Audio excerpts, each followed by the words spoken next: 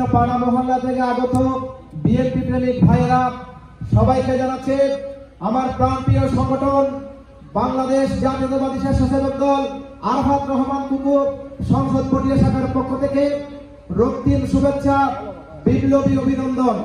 প্রিয় ভাই আমার, আপনারা জানেন বিগত 17 বছর বাংলাদেশ এমন একটা সময় পার করেছে, বাংলাদেশের গণতন্ত্র ছিল রক্তাক্ত, রক্তাক্ত ছিল জনপদ, রক্তাক্ত ছিল সীমান্ত, রক্তাক্ত ছিল রাজপথ, শাসকের হাতে ছিল রক্তাক্ত, বিচারের নামে ছিল চক্রান্ত, জনসমাজে ছিল মাদকাসক্ত, রক্তাক্ত ছিল আমাদের, রক্তাক্ত ছিল আমাদের বাকশালীদের হিংস্রতায়, রক্তাক্ত ছিল আমার প্রিয় মাতৃভূমি।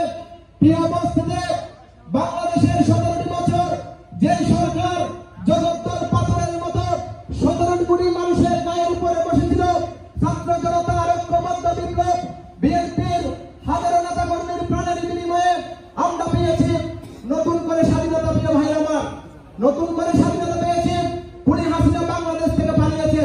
প্রিয় ভাই আমার, খুনি হাসিনা বাংলাদেশ থেকে পালানোর পরও বাংলাদেশকে করে গেছে জরাজীর্ণ একটি রাষ্ট্র।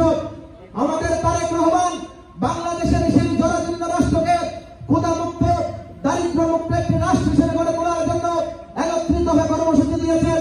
31 দফা কর্মসূচি যদি আমরা বাস্তবায়ন করতে পারি, তাহলে আমার বাংলাদেশ হবে বাসযোগ্য হবে, আমার বাংলাদেশের সঠিক আইন প্রয়োগ হবে, সংবাদপত্রের স্বাধীনতা আসবে, আপনার ভোট আপনি দিতে পারবেন। আমাদের 31 দফা যদি বাস্তবায়ন করতে হয়, 31 দফা মানুষের ঘরে ঘরে পৌঁছে দিতে হবে। তারেক রহমানের সেই বার্তা, সেই মেসেজ মানুষের ঘরে ঘরে পৌঁছে দিতে হবে, পাড়া প্রতিবেশীর কাছে পৌঁছে দিতে হবে, বন্ধু বান্ধবের কাছে পৌঁছে দিতে হবে। প্রিয় ভাইয়ের আমার, তাই আমাদেরকে 31 দফা নিয়ে কাজ করতে হবে, আমাদেরকে 31 দফা নিয়ে কাজ করতে হবে।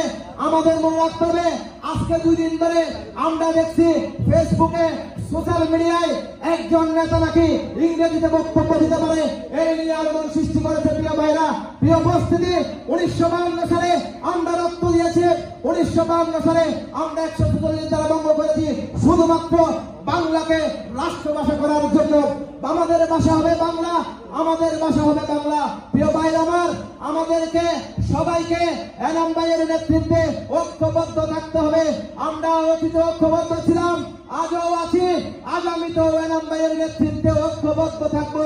সকাল ভেদাভেদ মুছে দিয়ে সামনের ছবি রাখবো। সবাইকে আবারও ধন্যবাদ। আসসালামু আলাইকুম।